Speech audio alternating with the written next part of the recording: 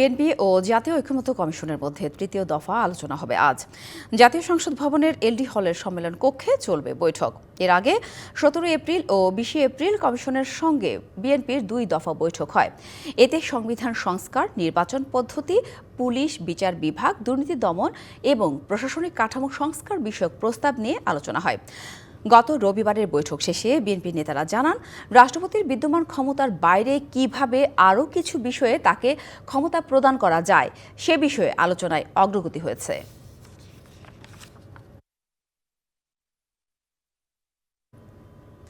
বৈঠকের আরও খবর জানাতে আমাদের সাথে সরাসরি যুক্ত হয়েছেন সহকর্মী সাব্বির রোজ।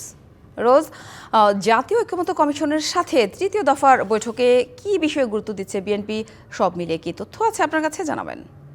ধন্যবাদ সাথী আপনাকে। আমি আছি জাতীয় সংসদের এলডি হলের সামনে। তো আপনি জানেন যে জাতীয় ঐক্যমত্য কমিশনের সাথে বিএনপির আজকের বৈঠকটি তৃতীয় দফায় বৈঠক অনুষ্ঠিত হবে। তো এর আগে যে বিষয়গুলো রয়েছিল, যে 5 সংস্কার কমিশনের দেওয়া সুপারিশগুলোর ভিত্তিতে রাজনৈতিক দলের মতামতের যে বিষয়গুলো ছিল, বিএনপি সেই জায়গা থেকে তাদের মতামতগুলো জানিয়েছে। তো আজকের যে বিষয়টি গুরুত্ব পাবে সেটি হচ্ছে বিচার বিভাগ নিয়ে আজকে বিএনপি মূলত কথাবার্তা বলবে। তো আমরা যদি একটু দেখাই যে এই মুহূর্তে বিএনপির প্রতিনিধি দল চলে এসেছে জাতীয় সংসদ ভবনের এলডি হলের সামনে। তো আর কিছুক্ষণের মধ্যেই বৈঠকটি শুরু হবে। আমি আমার ক্যামেরাতে একটু দেখাতে চাচ্ছি বিএনপির স্থায়ী কমিটির সদস্য সালাউদ্দিন আহমেদ চলে এসেছেন।